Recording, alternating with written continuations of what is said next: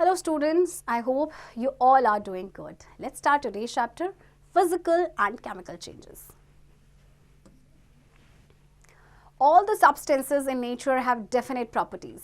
Properties of a substance are the characteristics that are used to describe that substance. If there is an alteration in any property of a substance due to any external or internal factor, it is known as a change. We see so many changes around us every day, like changes of day and night, changes of weather, growth of plants, germination of seeds, ripening of fruits, cooking of food, digestion, burning, etc. In the previous class, we categorized changes as slow, fast, desirable, undesirable, etc. Substances possess two types of properties.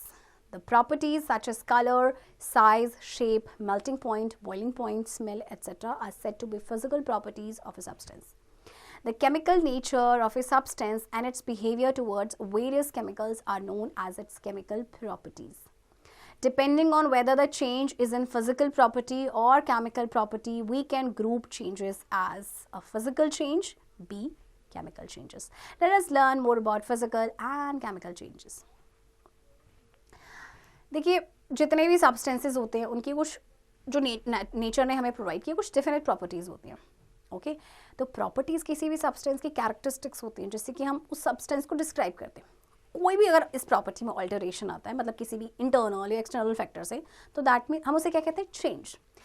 बहुत सारे changes हम अपने आसपास देखते हैं. दिन और रात आपके चेंज होते हैं, आपके वेदर चेंज होते हैं, प्लांट्स का ग्रोथ होता है, हमारी ग्रोथ होती है, सीड का जर्मिनेशन होता है, खाना बनता है आपका कुक होता है, डाइजेशन है, right. There are so many changes. Previous class में भी आपने इन चेंजेस को पढ़ा था, लाइक स्लो है, फास्ट है, डिजायरेबल है, अनडिजायरेबल है. ओके तो देखिए सब्सटेंसेस में दो टाइप्स ऑफ प्रॉपर्टीज होती हैं. प्रॉपर्टी जैसे कि colour, shape, size, melting point, boiling point, ये फिजिकल प्रॉपर्टीज होती हैं किसी भी सब्सटेंस. एंड जो उस सब्सटेंस का केमिकल नेचर होता है और उसका जो बिहेवियर होता है towards various chemical, that is known as chemical properties. So depend करता है वेदर द चेंज हो रहा है आपका फिजिकल प्रॉपर्टी में या केमिकल प्रॉपर्टी में. हमारे पास दो तरह के चेंजेस हैं, physical change and chemical change. तो सबसे पहले हम बात करते हैं फिजिकल चेंजेस की. Changes in which no new substance is formed after a process is called physical change. Properties of physical change. Number 1, no new substance is formed. 2, only shape, color, size or state of the substance change. 3, the substance gets back to the original form when conditions are reversed. 4, such changes do not involve gain or loss of energy. देखिए वो changes जिनमें कोई भी नया substance नहीं बनता है उसे हम कहते हैं फिजिकल चेंज. ओके तो इसमें देखिए नंबर 1 क्या है, कोई भी नया सब्सटेंस नहीं बनेगा और अगर कुछ चेंज भी होता है तो सिर्फ कलर चेंज होगा, साइज चेंज होगा या स्टेट चेंज हो सकता है, शेप चेंज हो सकता है. ओके और जो सब्सटेंस है हम उसको उसके ओरिजिनल फॉर्म में लेके आ सकते हैं जब कंडीशन रिवर्स की जाती है. ओके इनमें और ऐसे चेंजेस में यानी फिजिकल चेंजेस में ना तो एनर्जी का लॉस होता है ना ही गेन होता है. राइट सो देखिए रिएक्टेंट, चेंजेस एंड प्रोडक्ट्स, और ये रिवर्सिबल रिएक्शन होता है. एक्चुअली जो रिएक्टेंट आपका जो प्रोडक्ट बना है, प्रोडक्ट को आप वापस रिएक्टेंट में चेंज कर सकते हैं. एग्जांपल्स देखते हैं. Number 1, tearing of paper into many pieces, the shape and size change but no new substance is formed. Number 2, when an iron nail is heated over flame, it becomes red hot. But when flame is removed, red hot color changes and gives back the original color. Some substances change their state of heating but regain their original state on cooling. जैसे paper के ना बहुत सारे टुकड़े कर दीजिए, उसका shape change हो गया, साइज चेंज हो गया, लेकिन कोई नया सब्सटेंस बना नहीं, क्योंकि पेपर जब वो अच्छी हालत में था तब भी वो पेपर है. ओके और जब आपने उसको बहुत सारे पीसेस कर दिए तब भी वो पेपर है. आयरन नील को अगर आप फ्लेम के ऊपर हीट करते तो वो रेड हॉट हो जाता है, लेकिन जैसे ही आप उसको फ्लेम से हटाएंगे वापस से ओरिजिनल कलर में आ जाएगा. और इसी तरह से कुछ सब्सटेंस होते हैं जो अपने स्टेट को चेंज करते हैं हीटिंग पे. State means you have 3 states of matter, solid, liquid and gas. लेकिन जैसे उनको कूल किया जाता है वो वापस अपने ओरिजिनल स्टेट में आ जाते हैं. ओके सो इनमें कोई भी न्यू सब्सटेंस नहीं बना है. So all these changes are physical changes. Right for example देखिए जो स्टेट चेंज करने की हमने बात की थी, वाटर को अगर आप हीट करेंगे तो वो क्या बनेगा, स्टीम बनेगा यानी कि गैस. ओके वापस आप उसको कूल करेंगे तो वापस अपने फॉर्म में आ जाएगा, liquid. Right number 4, candle wax melts on heating and changes its solid state to liquid, but when cooled the liquid wax again solidifies to form solid. Number 5, water on heating changes its states to steam or vapor, which can again be changed into water droplets on cooling. Number 6, Collect some chalk pieces lying near the blackboard in your classroom. Wet them with little water to form a paste. Give it the shape of chalk and let it dry. Do you get back the chalk with which you can easily write again? Candle wax आपने देखा है, जब आप heat करते हैं तो वो melt होता है और फिर जैसे ही वो लिक्विड, इसका मतलब सॉलिड स्टेट लिक्विड में चेंज होता है, लेकिन जैसे ही कूल होता है फिर लिक्विड जो स्टेट थी वो अगेन से सॉलिडिफाई होकर सॉलिड बन जाता है, राइट. स्टीम या वेपर को आपने देखा है, उससे वापस आपका जो वाटर को आप हीट करते हैं स्टीम में चेंज होता है, वो वापस वाटर ड्रॉपलेट्स में चेंज हो जाता है जब आप उसे कूल करेंगे. चॉक पीसेस जैसे आपके जो ब्लैक बोर्ड में यूज़ किए जाते हैं, राइट, आप उसे कलेक्ट कीजिए, उसको थोड़ा सा पानी डाल के उसका पेस्ट बना लीजिए. ओके, फिर से उसको चॉक का शेप देंगे, उसको आप ड्राई होने देंगे तो आपको वापस से वो चॉक मिल गई है, मतलब कोई भी न्यू सब्सटेंस नहीं बना है, right. Activity 1, aim to observe a physical change with the help of a sugar solution. आपको फिजिकल चेंज को ऑब्जर्व करना है शुगर सोल्यूशन की हेल्प से. Procedure: take 100 ml of water in a beaker. Dissolve a spoonful of sugar into it. What do you get? You will get a solution of sugar in water. Now, heat the solution over a burner for some time. What do you observe? You will observe that slowly the water evaporates and sugar is left at the bottom. What do you get? You will be able to get back sugar. The what is a physical change. आपने 100 ml of water लेना है एक beaker में, उसमें 1 चम्मच आपने sugar की dissolve करनी है, तो आपको सोल्यूशन मिल गया शुगर इन वाटर का. फिर आपने सोल्यूशन को हीट करना है और फिर देखेंगे आप स्लोली वाटर इवेपोरेट होगा और शुगर आपकी बॉटम में बच जाएगी, यानी कि आपको वापस से शुगर मिल गई. तो that means it is a physical change. Okay, now let's talk about chemical change. When 2 or more substances react in such a way that there is formation of 1 or more new substances, the change is called a chemical change or a chemical reaction. During a chemical change, reactants undergo changes to form products. Chemical changes generally are irreversible change. Burning of paper, spoilage of food, cooking of food, digestion of food, photosynthesis, curdling of milk, ripening of fruits, rusting of iron, etc. are chemical changes. Let us perform activities 2 to 4 to study some chemical changes. देखिए, जब 2 या 2 से ज़्यादा substances react करते हैं और एक new substance आपका बनता है, उसे हम कहते हैं केमिकल चेंज या केमिकल रिएक्शन. तो केमिकल चेंज के दौरान रिएक्टेंट्स अंडरगो चेंजेस और फिर आपका बनता है प्रोडक्ट.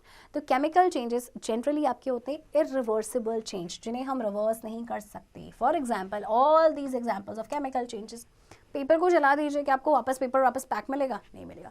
खाना जो खराब हो गया कि वापस से वो फ्रेश हो जाएगा? खाना जो आपका पक चुका है क्या वापस से अपनी ओरिजिनल फॉर्म में आएगा? फूड का जो डाइजेशन है, जो फोटोसिंथेसिस है, all these are chemical changes. Okay, तो चलिए एक्टिविटी 2 से लेके 4 तक करते हैं केमिकल चेंजेस को स्टडी करने के लिए. Activity 2. Aim to observe the formation of a new substance on heating a magnesium ribbon, then adding water to it. Chemical change को अपने ऑब्जर्व करना है, मैग्नीशियम रिबन को हीट करना है एंड देन उसमें वाटर ऐड करना है. Procedure: take a small piece of magnesium ribbon. आपको एक छोटा सा पीस मैग्नीशियम रिबन का लेना है जो आपको आपके लैब में ज़रूर मिलेगा, right. Clean its tip, rubbing it with a sandpaper. Hold it with a pair of tongs over the flame of a burner. What do you observe? You will observe that it burns with a brilliant white light. It leaves behind a powdery ash after burning. The ash obtained is not the same as the magnesium ribbon. Magnesium has lost its properties and a new substance, magnesium oxide, is formed. Collect the ash in a beaker and mix it with a small amount of water. Stir it properly. With the help of a dropper, put a drop of this solution on red and blue litmus paper to test its chemical nature. What do you observe? You will observe that red litmus paper turns blue and blue litmus paper remains as it is. This shows that the solution obtained is basic in nature. देखिए, आपने magnesium ribbon लिया, फिर आपने क्या करना है, उसके tip को रब करना है सैंड पेपर से, उसके बाद टिप को क्लीन करना है. देन आप क्या करेंगे, इसको फ्लेम ऑफ बर्नर पे रखेंगे, टोंग से पकड़ेंगे. तो आप क्या ऑब्जर्व करेंगे, आप देखेंगे कि जब आप इसको बर्न कर रहे हैं एक ब्रिलियंट वाइट लाइट आ रही है, एक पाउडरी ऐश आप बर्निंग के बाद बच जाएगा, राख जैसे बच जाती है. ओके, बट ये जो ऐश हमने ऑब्टेन की है वो सेम नहीं है जैसे मैग्नीशियम रिबन था. एक्चुअली मैग्नीशियम अपनी प्रॉपर्टी को लॉस कर चुका है और एक नया सब्सटेंस बना है विच इज मैग्नीशियम ऑक्साइड. अब इस ऐश को कलेक्ट करना है बीकर में, उसको मिक्स करना है थोड़े वाटर के साथ, इसको अच्छे से स्टर करना है और ड्रॉपर की हेल्प से आपने इस सोल्यूशन को रखना है red litmus paper and blue litmus paper में, उसके केमिकल नेचर को जानने के लिए. आप देखेंगे जो रेड लिटमस पेपर है वो ब्लू हो जाएगा एंड जो ब्लू लिटमस पेपर है वो एज इट इज रहेगा.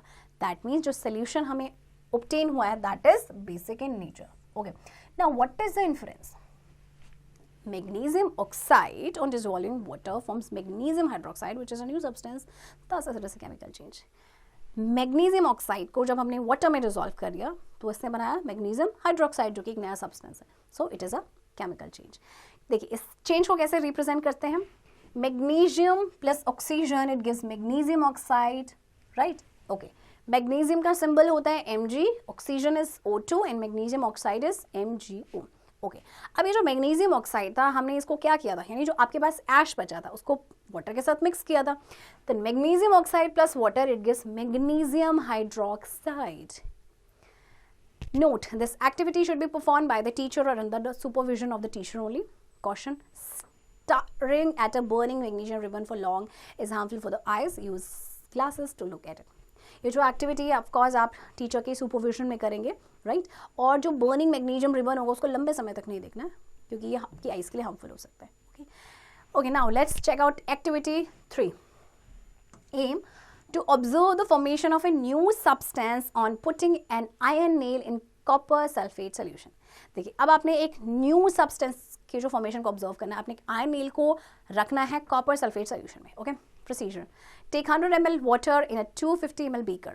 Dissolve a spoonful of copper sulfate, blue vitriol or नीला तोता in it. Add a few drops of dilute sulfuric acid to it. What do you get?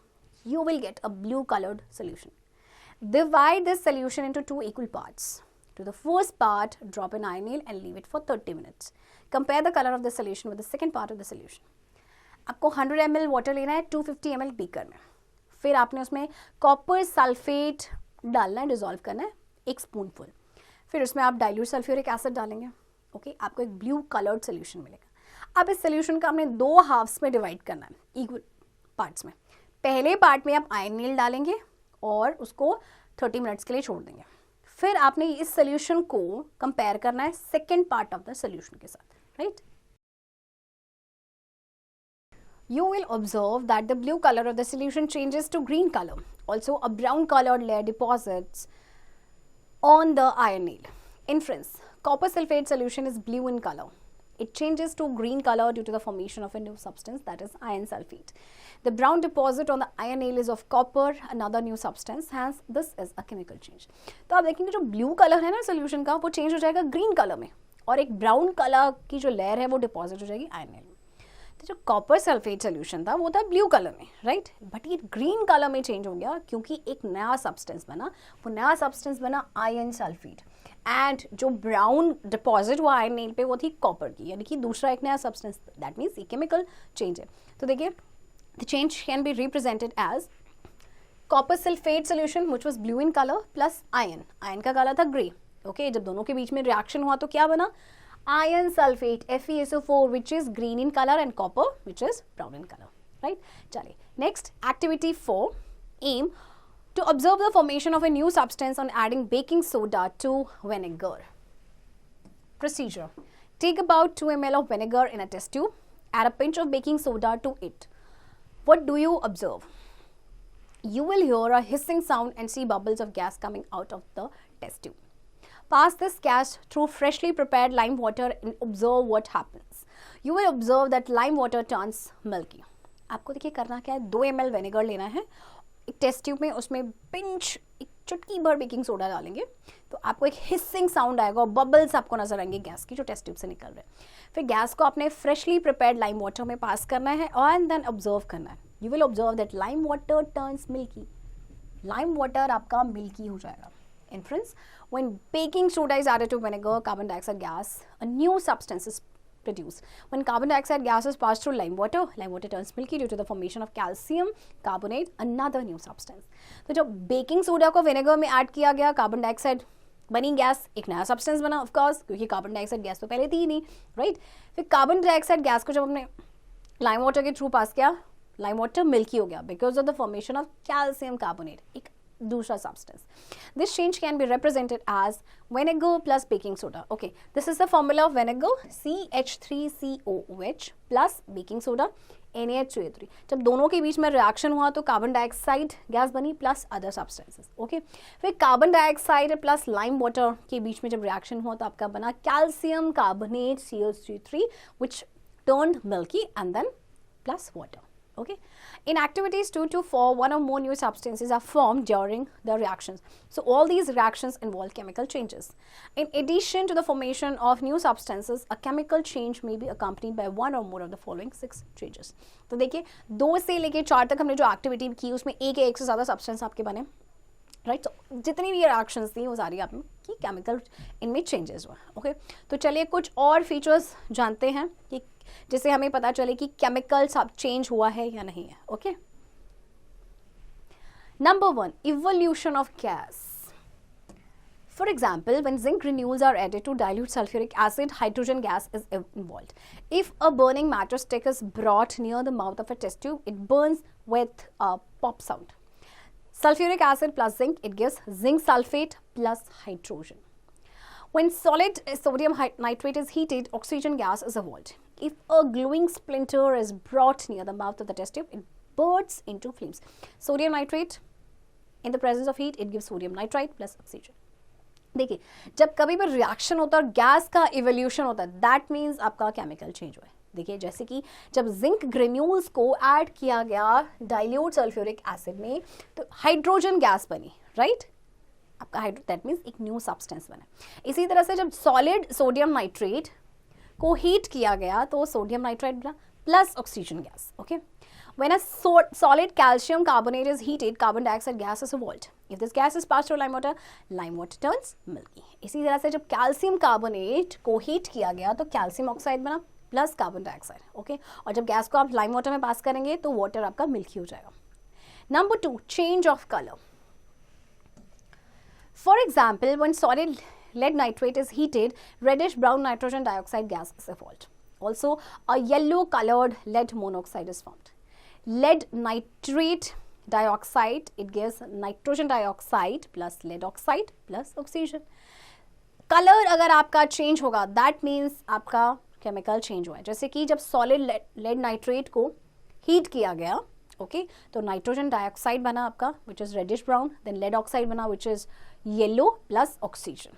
Okay, know the fact, when you leave cut slices of apples, brinjal, potatoes, etc., they acquire a brown colored layer. This change of color is due to the formation of a new substance on reaction with atmospheric air. कभी भी आप जैसे brinjal है या potato है या Apple है, cut करके थोड़ी देर के लिए रख दीजिए, आप देखेंगे उसमें एक ब्राउन कलर की लेयर आ जाएगी. और ये कलर क्यों आता है? Because of the formation of a new substance. एक न्यू सब्सटेंस उसमें बन गया. Okay, number 3, formation of precipitate. For example, when hydrogen sulfide gas is passed through blue colored copper sulfate solution, black precipitate of copper sulfide is formed. Copper sulfate plus hydrogen sulfate, it gives copper sulfide plus sulfuric acid. Precipitate क्या होता है? जैसे आपका curd होता है, right. Curd कैसे slippery सा होता है और थिक मास होता है, तो इस तरह का फॉर्मेशन होता है, that is known as precipitate. जब कभी भी प्रेसिपिटेशन होगा, प्रेसिपिटेट बनेगा, that means chemical change, right. जैसे कि hydrogen gas, hydrogen sulphide gas, this is gas, इसको पास किया गया कॉपर सल्फेट सोल्यूशन में ब्लू कलर, तो ब्लैक प्रेसिपिटेट बना आपका कॉपर सल्फाइड का plus sulphuric acid, right. Know the fact, precipitate is a solid substance that deposit from a solution. Precipitate आपका एक सॉलिड सब्सटेंस होता है जो डिपॉजिट हो जाता है from a solution. Okay, when ammonium hydroxide and iron sulfate solutions are mixed together, a brown colored precipitate of iron hydroxide is obtained. Ammonium hydroxide plus iron sulfate, it gives iron hydroxide plus ammonium sulfate. जब ammonium hydroxide और iron sulphate solution को mix किया जाएगा दोनों को, तो आपका बनेगा एक ब्राउन कलर्ड प्रेसिपिटेट. किसका? आयरन हाइड्रोक्साइड का. Okay, next, when sodium chloride and silver nitrate solutions are mixed together, a white precipitate of silver chloride is formed. Okay, silver chloride का PPT बनेगा. PPT means precipitate. Okay. Number 4, absorption or evolution of heat, light or any other radiation. Okay, जब भी किसी reaction में heat का absorption हो रहा है, एवोल्यूशन हो रहा है, लाइट या किसी भी रेडिएशन का, दैट मीन्स वो केमिकल रिएक्शन है. For example, when carbon and sulfur are heated, that is heat energy is absorbed and carbon sulphide is form. इस रिएक्शन में आपका एनर्जी एब्जॉर्ब हो रही है, ओके जब हीट एनर्जी एब्जॉर्ब होती है तो वो आपकी होती है endothermic energy reaction, okay know the fact the reaction in which heat energy is absorbed is called endothermic reaction, जो मैंने आपको अभी बताया। Next, when water is added to quicklime, calcium oxide, quicklime is calcium oxide, okay heat energy is evolved, okay आपका बनता है calcium hydroxide plus आपकी heat energy evolve हो रही है। know the fact the reaction in which heat energy is evolved is called exothermic reaction। जब आपकी heat energy evolve होती है तो उसे हम कहते हैं exothermic reaction, right? Number 5, sound may be produced, okay हो सकता है आपके केमिकल रिएक्शन में साउंड प्रोड्यूस हो, राइट जब भी दो चीज़ों के बीच में रिएक्शन हो रहा है। For example in activity 4 you observe in baking soda is added to vinegar, carbon dioxide gas is produced with a hissing sound, okay vinegar plus baking soda it gives carbon dioxide plus hissing sound. जैसे हमने activity 4 में पढ़ा था ना, vinegar और baking soda को mix किया गया था, हिसिंग साउंड आया था, दैट मीन्स एक गैस प्रोड्यूस हुई थी। उसमें गैस कौन सी प्रोड्यूस हुई थी? Carbon dioxide, okay. Number 6, change of smell में अकर और a new smell may be given of, okay या हो सकता है आपका कि चेंज जो है स्मेल का वो हो या स्मेल कोई न्यू स्मेल उसमें से आए, okay for example when cooked food containing oils and fats is kept in the open not refrigerator for long it gets spoiled and gives a foul smell. जैसे कोई भी आप खाना रख दीजिए बाहर जिसमें ऑयल डला है या फैट है, उसको आप रेफ्रिजरेट नहीं करेंगे, ओपन में रखेंगे लंबे समय के लिए तो वो खराब हो जाएगा, उसमें से स्मेल आती है, ओके क्योंकि अब उसका में केमिकल रिएक्शन या केमिकल चेंज हो चुका है, right. Rusting of iron a chemical change, it is a process of wearing away of metal layer by layer to form metal compound when it is exposed to moist air. Material made of iron gets rusted easily unless prevented. The following reaction occurs. Iron plus oxygen, it gives rust. Rusting की जो process है ना, इसमें क्या होता है कि metal layer का ये wear out हो जाता है, ओके जब इसको moist air में हम expose करते हैं जो भी चीज़ें आपकी आयन से बनी होती है वो रस्ट हो जाती है, मतलब उनमें जंक लग जाता है अगर आप उन्हें प्रिवेंट नहीं करेंगे, ठीक है। तो this reaction happens then, right. The chemical name of rust is iron oxide, okay ये जो आपका नाम है रस्ट, इसका केमिकल नेम क्या है? आयरन ऑक्साइड, ओके ये कब बनता है? जब रिएक्शन होता है एयर एंड वाटर का, किसमें? आयरन पे। Oxygen and water are 2 essential conditions for rusting, okay ये 2 कंडीशंस बहुत ही इंपॉर्टेंट है रस्टिंग के लिए, नॉट इंपॉर्टेंट बट ये कंडीशंस का होना जरूरी है तभी रस्टिंग होता है। तो ये केमिकल चेंज है, why? Because rusting is permanent, you can not get original iron from the rust, permanent है इसीलिए केमिकल चेंज है, right. Iron plus oxygen means air plus water, it gives iron oxide. Iron oxide is nothing but rust, okay remember that. Rusting increases if air has more humidity and is polluted with smoke, dust particles, acid bases. Rusting आपका increase होता है अगर air में humidity ज़्यादा है, okay या polluted है, right? Preventions of rusting. अब rusting को आप कैसे prevent कर सकते हैं? Number 1 by painting, greasing or oiling. Number 2 by depositing a layer of zinc called galvanization as done on iron water pipes. Third, by depositing a layer of chromium or tin called electroplating. आप ion चीज़ों को या तो paint कर दीजिए, Greece कर दीजिए, oiling कर दीजिए, या फिर गैल्वेनाइजेशन। गैल्वेनाइजेशन का मतलब होता है जिंक की लेयर को डिपॉजिट किया जाता है, जैसे जो आपके वाटर पाइप्स होते हैं ना आयन के, उनमें, या फिर आप क्रोमियम की या टिन की लेयर को डिपॉजिट कर सकते हैं, जैसे कहते हैं electroplating, okay. Next, salinity of sea water. As rivers pass through various lands and soils, they carry huge quantities of salts and deposit them in the sea. Due to the presence of large quantities of dissolved salts, sea water is saline. The salinity of water reported to is by 35 grams per liter of sea water. It means that if we take 1 liter of sea water and evaporate to dryness, we will get 35 grams of residue. On analysis, this residue is found to contain sodium chloride, approximate 27 gram, magnesium chloride 3.6 gram, magnesium sulfate 2.3 gram, calcium sulfate 1.4 gram and magnesium and potassium chloride 0.7 gram. देखिए reverse आपकी पास होती हैं various lands and soils में, तो अपने साथ ही huge quantity salt की लेके जाती हैं और डिपॉजिट कर देती है सी में. तो in large quantity of dissolve salt की प्रेजेंस की वजह से सी वाटर आपका सेलाइन हो जाता है। तो सेलिनिटी जो है वाटर की वो रिपोर्ट हुई है is to be by 35 grams per litre of sea water, यानी सी वाटर के पर लीटर में 35 ग्राम्स ऑफ सॉल्ट मिलेगा। यानी कि अगर हम सॉल्ट सेम चीज़ 1 लीटर पानी लेंगे, इसको इवेपोरेट करेंगे, उसमें से 35 ग्राम्स ऑफ रेजिड्यू निकलेगा। ओके, जब एनालिसिस किया गया तो जो रेजिड्यू निकले उनका अमाउंट ये था। Okay, since sodium chloride, this is sodium chloride, that is common salt, forms the largest share. Seawater is used to obtain salt on a commercial scale. In India, you will find the coastal regions, especially around Gujarat, run of Kutch and parts of Tamil Nadu, marked with a large number of shallow pits called lagoons. Seawater is collected in these pits and allowed to evaporate by using sun's energy. As the quantity of water decreases, salt particles bind together to form cubical crystals. These crystals often contain other salts and impurities. अब देखिए ये जो residue निकला इसमें क्या था, sodium chloride की मात्रा सबसे ज़्यादा थी। ओके, ये लार्जेस्ट शेयर फॉर्म कर रहा है, तो इसीलिए सी वाटर को यूज़ किया जाता है सॉल्ट को ऑब्टेन करने के लिए।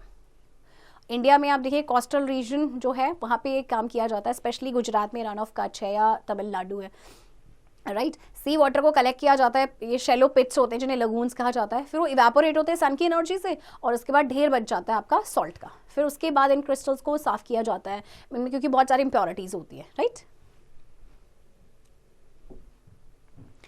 Differences between physical and chemical change. चलिए फिजिकल एंड केमिकल चेंज हमने पढ़ा, अब उसके बीच का डिफरेंस देखते हैं। फिजिकल चेंज की बात करते हैं सबसे पहले, the change in which no new substance is formed, कोई नया सब्सटेंस नहीं बनेगा after a process is called a physical change. And chemical change, the change in which a new substance is formed, okay, which shows new set of properties as compared to the original substance is called chemical change. Of course, जब एक नया substance बना है तो उसकी property तो different होगी, right? Number 2, in physical change, no change in the properties and the composition of the substance. On the other hand, in chemical change in the properties and the composition of the substance takes place. Physical change, it is a reversible change. Chemical change, it is an irreversible change. It can't be reversed, right? Number 4, physical change is a temporary change because it is a reversible change, right? But chemical change is permanent in nature. Number 5, energy of some kind may or may not be absorbed, right? And in chemical change, energy in the form of heat or light is either given out or absorbed, right? चलिए, तो ये आपका difference हो गया। चलिए next देखते हैं, crystallisation. After the salt residue is collected from the pit, it is dissolved again in water and filtered to remove insoluble impurities. The solution so obtained is heated to obtain a supersaturated solution. A supersaturated solution has very little water and excess of salt. On cooling it, we obtain pure crystals of common salt. The method of separation of pure crystals of a substance from its hot and supersaturated solution on cooling is called crystallization. In crystals, the molecules of the substances get arranged to form a regular pattern. You can obtain crystals of substances such as alum, sugar, copper sulfate, urea, etc. by the method of crystallization. अब देखिए crystallization क्या है। जैसे salt residue आपका collect हो गया पिट से, इसको फिर से पानी में डिसॉल्व किया जाता है, फिल्टर किया जाता है ताकि जो भी इनसॉल्युबल इम्प्योरिटीज है वो आपकी निकल सके। ओके, अब ये जो सोल्यूशन ऑब्टेन हुआ इसको हीट किया जाता है ताकि एक सुपर सैचुरेटेड सोल्यूशन में मिल सके। सुपर सैचुरेटेड सोल्यूशन में क्या होता है, बहुत थोड़ा सा पानी होता है और एक्सेस ऑफ सॉल्ट होता है। फिर कूल करने के बाद हमें प्योर क्रिस्टल्स मिलते हैं कॉमन सॉल्ट के। ओके, सो ये जो मेथड है जिसमें प्योर क्रिस्टल्स का आपका सेपरेट किया जाता है किसी भी सब्सटेंस के उसके hot and super saturated solution से on cooling, that is known as crystallisation. तो क्रिस्टल्स में क्या होता है, जो मॉलिक्यूल्स होते हैं सब्सटेंस के वो अरेंज होते हैं और अरेंज होकर एक रेगुलर पैटर्न बनाते हैं। फिर इन क्रिस्टल्स जो क्रिस्टल्स हैं इन सब्सटेंस के, जैसे कि एलम है, शुगर है, कॉपर सल्फेट, इनको आप इनके क्रिस्टल्स ऑब्टेन कर सकते हैं by the same method which is crystallisation, right. Activity 5, aim to obtain crystals of pure alum from an impure sample. चलिए, एलम के क्रिस्टल्स आपको ऑब्टेन करने हैं किसी इम्प्योर सैंपल से। Materials required: a beaker, some water, impure alum powder, a burner, a spirit lamp, a tiny crystal of pure alum, some thread. तो ये सारे ही materials आपको मिलेंगे आपके chemistry lab में, right? Now, what is the procedure? Fill the beaker about half with water and dissolve some impure alum powder in it. heat the water to its boiling point, add more alum powder and go on adding till no more of it dissolves. आपने beaker को लगभग आधा भरना है water से और उसमें कुछ इम्प्योर एलम पाउडर डालना है, फिर वाटर को हीट करना है इसके बॉइलिंग पॉइंट तक, उसमें और ज़्यादा एलम पाउडर डालना है और तब तक डालना है, तब तक आप डिजोल्व करते रहेंगे जब तक कि और उसमें डिजोल्व ना हो जाए, right. When some alum is left undissolved at the bottom, you have a saturated solution of alum. Filter this solution to remove the undissolved alum. Leave the solution to cool overnight. To obtain a large crystal of alum, hang a small crystal as shown in the figure. फिर जब कुछ alum आपका undissolved बच जाएगा तो आपने ये आपके पास अब क्या हो गया, सैचुरेटेड सोल्यूशन बन गया एलम का. फिर इस सोल्यूशन को फिल्टर करना है जिससे कि अनडिजॉल्व एलम आपका रिमूव हो सके. ओवरनाइट आप इस सोल्यूशन को छोड़ दीजिए ठंडा होने के लिए. और एक लार्ज क्रिस्टल ऑफ एलम अगर आपको ऑब्टेन करना है तो एक छोटा सा क्रिस्टल आपने हैंग करना है जैसे कि आपको ये पिक्चर में दिया गया है, right students. So this is the method of crystallisation. Okay, I hope आपको ये चैप्टर समझ आया होगा. फिजिकल चेंज, केमिकल चेंज के बीच का डिफरेंस पता चला होगा, राइट. एंड चैप्टर की प्रैक्टिस अब आप खुद से करेंगे.